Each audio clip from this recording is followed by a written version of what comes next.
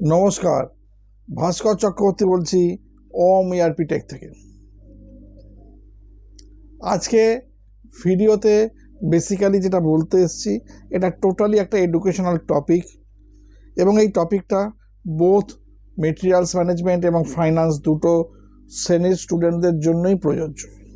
এবং এই দুটো টপিকেই ক্ষেত্রে এই টপিক একটা টপিকই দুটো শ্রেণীর স্টুডেন্টদের সবসময়তে একটা না একটা কিছু কনফিউশন থেকে যায়। সেই কনফিউশনটা হচ্ছে নাম্বার রেঞ্জেস। বেসিক ডিফারেন্স আপনারা একদম পয়েন্ট আউট করে লিখে নিতে পারেন মেটেরিয়ালস ম্যানেজমেন্টের নাম্বার রেঞ্জ আর ফাইন্যান্সের নাম্বার রেঞ্জের মধ্যে। ফার্স্ট অফ অল, মেটেরিয়ালস ম্যানেজমেন্টের নাম্বার রেঞ্জগুলো বা এসডি নাম্বার রেঞ্জ যাই হোক না কেন, অলওয়েজ আলফাবেটিক্যালি হয়। ডাব্লুএ, ডাব্লুআই, ডাব্লুই, ডাব্লুএল এরকম টাইপের। মেটেরিয়ালস ম্যানেজমেন্টের নাম্বার, এই ফাইন্যান্সের নাম্বার রেঞ্জ সবসময় নিউমেরিকে হয়, 52, 48, 50, 51, 49 এরকম। এটা হচ্ছে সব থেকে বড় ডিফারেন্স। দ্বিতীয় ডিফারেন্স, যেটা মেজর ডিফারেন্স, ফাইন্যান্সের নাম্বার রেঞ্জ অলওয়েজ ফিনান্সিয়াল ইয়ারের উপর বেস করে হয়। আপনি যখন এখন ফিনান্সিয়াল ইয়ার কত চলছে, 2025 অফিসিয়ালি আমরা যেটা বলি 2025-26, সেটা এসএবিতে 2025 বলা হয়। এটা মার্চ মাসের 31 অবধি চলবে। তো যখনই আমরা ফাইন্যান্সের নাম্বারেজ করব, ফিসকাল ইয়ার অলওয়েজ 2025, মানে ফিসকাল ইয়ার যেটা রানিং সেটা দেব। বাট মেটেরিয়ালস ম্যানেজমেন্টের ক্ষেত্রে ফিনান্সিয়াল ইয়ারের ক্ষেত্রে ফিসকাল যেটা ইয়ার দেওয়া থাকবে, ইয়ারের জায়গাতে ডিসেম্বর মাস পর্যন্ত ফাইন্যান্সিয়াল ইয়ারের ফার্স্ট ডেটটা, আর ডিসেম্বর মাসের পর জানুয়ারি, ফেব্রুয়ারি, মার্চের ক্ষেত্রে কিন্তু নতুন ইয়ারটা, নট ফাইন্যান্সিয়াল ইয়ার, নতুন ইয়ারটা। তার মানে মেটেরিয়ালস ম্যানেজমেন্টের নাম্বার রেঞ্জ হচ্ছে বা এসডির নাম্বার রেঞ্জ হচ্ছে ইয়ার স্পেসিফিক। 2025 এপ্রিল থেকে ডিসেম্বর পর্যন্ত 2025 থাকবে, এবং যেটা আমি অ্যাকর্ডিং টু এটা বোঝাবো। আর জানুয়ারি থেকে মার্চ পর্যন্ত থাকবে হচ্ছে 2026 অ্যাকর্ডিং টু দিস ইয়ার। এরপরে যখন ইয়ার চেঞ্জ হবে তখন সেরকম করে নেবেন। এই দুটো ডিফারেন্স সবসময়তে মাথায় রাখার চেষ্টা করবেন। আর টিকোডের যদি ক্ষেত্রে জিজ্ঞেস করেন, ফাইন্যান্সের টিকোড হচ্ছে FBN1, সেখানে কোম্পানি কোড দিয়ে পেন্সিল ইন্টারভালে ক্লিক করতে হয়। আর এখানে হচ্ছে ওএমবিটিতে গিয়ে প্রথমে গ্রুপ আইকনে ক্লিক, পেন্সিল গ্রুপে ক্লিক করতে হয়। তারপর একদম উপরে গ্রুপ মেনু বার। আমি 99% স্টুডেন্টকে মেনু বার ব্যাপারটা ভুলে গেছে, অথচ সেই মেনু ডিফারেন্ট প্যাকেজ ইউজ করছে। মেনু বার কি না, একদম first line of the screen, যেখানে ওপরে লেখা থাকে সমস্ত কিছু, লাইনটা মেনুগুলো, সেখানে গ্রুপে গিয়ে ইনসার্ট করে টেক্সট দিয়ে তারপর ওখানে ইয়ার দিয়ে নাম্বারিং রেঞ্জটা দিতে হয়। তো এইটা হলো আজকে আমাদের সব থেকে বড় ভাইটাল জায়গা, যেটা সমস্ত স্টুডেন্টদের ক্ষেত্রে একই প্রবলেম বারে বারে আসছে। তো আপনারা সবাই চেষ্টা করবেন এই নাম্বার রেঞ্জ, এই ব্যাপারটাকে খুব ভালো করে আলটিমেটলি কনসেপ্টটাকে ক্লিয়ার করতে। এইবার আমি যেটা বোঝাবার চেষ্টা বলবো সেটা হচ্ছে রিগার্ডিং আমাদের এসএপি কোর্স সম্বন্ধে অ্যাওয়ারনেস।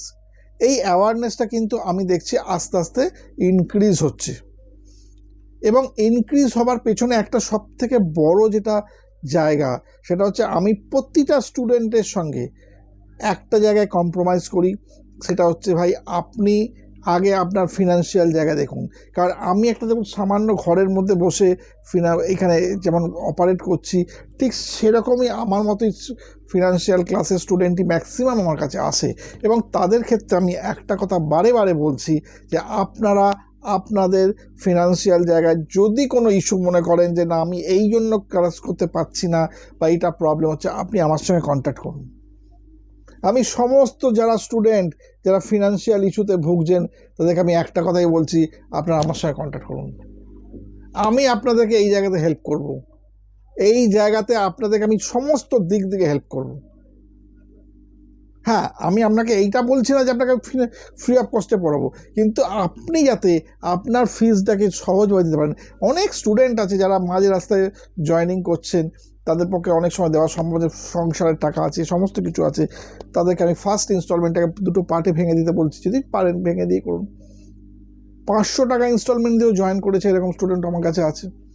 তারা আবার ব্যালেন্স পার্টটা এই সঙ্গে সঙ্গে মাসের মধ্যেই চেষ্টা করছে আস্তে যতটা রিকভারি করে দেওয়া যায়। তো আজকে যদি সামান্য ফাইন্যান্সিয়াল ইস্যু থাকে এই জায়গার জন্য কি সে এসিপি শেখা তার বন্ধ হয়ে যাবে, তার কেরিয়ারের প্রোগ্রেস বন্ধ হয়ে যাবে, সে তার নিজের চিন্তা ভাবনা, নিজের স্বপ্ন যেটা ভাবছে যারা একটু বেটারমেন্টে যাবে, কিন্তু আজকে তার আর্থিক জায়গার জন্য সে আটকে যাবে? কোনোদিনই নয়। আজকে যদি এটা মনে করেন, আজকে আমি সমস্ত স্টুডেন্টকে বলছি, আজকে আপনারা এই ভিডিওটা যারা দেখবেন, আমি তাদের সঙ্গে আছি, প্রত্যেকের জন্য আমি সঙ্গে আছি। আপনারা আসুন, আপনারা ছেড়ে দেন। এবার দেখুন, কিছু কিছু মানুষ আছে, আমি আপনাকে বলছি, এটা হচ্ছে 500 জনের মধ্যে একজন কি দুজন হয়। এরা কি করে, ক্লাস স্টার্ট করলো, ভালো করে সমস্ত কিছু করলো, কিন্তু কোনো ঠিক মানে ফিজও দেওয়া স্টার্ট করলো ঠিকভাবে, মাঝ রাস্তায় গিয়ে তারা একটা কি করে, তারা একটা গেম তৈরি করে। কি গেম না, তারা ভাবে যে আমি যদি ফিজ আগে সবাইকে ওনাকে পেমেন্ট করে দিই, আমার তো এখন কোর্স শেষ হয়নি। দেখুন, আমি একটা কথা বলছি, আমার কোর্সের মধ্যে 95% স্টুডেন্ট তার কোর্স শেষ করার আগে পয়সা পেমেন্ট করে ছেড়ে দেয়। 95% স্টুডেন্ট কোর্স 2-3 মাস পরে গিয়ে শেষ হয়। কোনো দিন এই জিনিসটা মাথায় আনবেন না যে আমি যদি পয়সাটা আগে পেমেন্ট করে দিই আমি পালিয়ে যাবো কিনা, এটা একটা ফুল টাইম প্রফেশন। আজকের দিনে এই জিনিসটা হয় না, ঠিক আছে?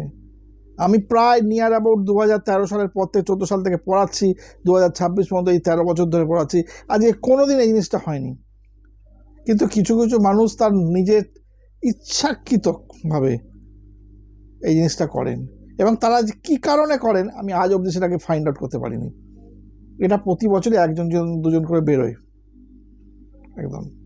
তো যাই হোক, সেসব বেকার, এই সময় আর বাজে কথা বলে লাভ নেই সব নিয়ে। তো যা আমাদের প্রত্যেকের সঙ্গে আমি রিলেশনশিপ রেখে, যারা আমার একটাই মোটো, স্টুডেন্ট যারা শিখতে আসছেন তারা যেন তাদের যে শেখার উদ্দেশ্যটা সাকসেসফুল হয়, এবং ইন্টারভিউ প্রিপারেশনটা ঠিক মতো করে তারা যেন ইন্টারভিউ দিতে পারে। আমাকে অনেকে জিজ্ঞেস করছে আপনি কি জব দিতে পারবেন, জব দেন কিনা, প্লেসমেন্ট। আমি আপনাকে যদি একটা জায়গায় পাঠালাম, আপনি যান ওখানে চাকরি ইন্টারভিউর জন্য, হলো না, তখন আপনাকে বলবো তো আমি যে আপনি তো ইন্টারভিউর জন্য পাঠিয়েছিলাম, আপনার হয়নি, হাত তুলে নিলে সেটা ভালো লাগবে নাকি? আমি প্রতিবার যখন ইন্টারভিউ দিতে যাবে 10টা ইন্টারভিউয়ের ক্ষেত্রে আপনাকে প্রতিবার বলে দেবো যে ভাই এই জায়গায় ভুল হচ্ছে, এগুলো খেয়াল রাখবেন, আপনি কমিউনিকেশন করতে পারলেন। কোনটা ভালো হলো আপনার কাছে? আজকে কোনো কথা আছে, এরকম নিয়ম আছে নাকি যে একটা বা দুটো ইন্টারভিউ দিয়ে দিলে সেটা দিয়ে সে ট্র্যাক করতে পারবে? 10টা ইন্টারভিউ দেওয়ার পরে তার বিফল হতে পারে, তার মানে এই নয় যে সে ফেলিওর না, সে 10 জায়গা থেকে শেখার চেষ্টা করলো, 10 জায়গা থেকে ডিফারেন্ট টাইপস অফ কোয়েশ্চেন্স সে পেয়ে গেল, সে আরও বেশি রিচ হয়ে গেল আপনার কাছ থেকে, ঠিক আছে? তো এই মনোবৃত্তিটাকে যতক্ষণ না চেঞ্জ করা যায় না, ততক্ষণ কিন্তু আলটিমেট নিজের কোনো কিছু চেঞ্জেস হয় না। চেঞ্জেসটা অনেক অনেক পরে আসে, আগে নিজের মেন্টালিটিকে ডেভেলপমেন্ট করতে হয়। আমি প্রত্যেকটা ফ্রেন্ডসকে বলছি, আমি প্রত্যেকটা অভিভাবককে বলছি, আপনারা যদি মনে করেন যে না সত্যি আমি আমার স্টুডেন্ট ছেলেকে এসএপি শেখাতে চাই, মেয়েকে এসএপি শেখাতে চাই, আমার রিলেটিভকে এসএপি শেখাতে চাই, তাহলে আমি আপনাদের কথা দিচ্ছি হাতে ধরে প্র্যাকটিক্যালি ঘরে বসে করিয়ে দেবো, কোথাও যেতে হবে না, সহজ হয়ে কমিউনিকেশনে, যেটা আপনি কোথাও পাবেন না। যাই হোক, প্রত্যেকে ভালো থাকবেন, নমস্কার।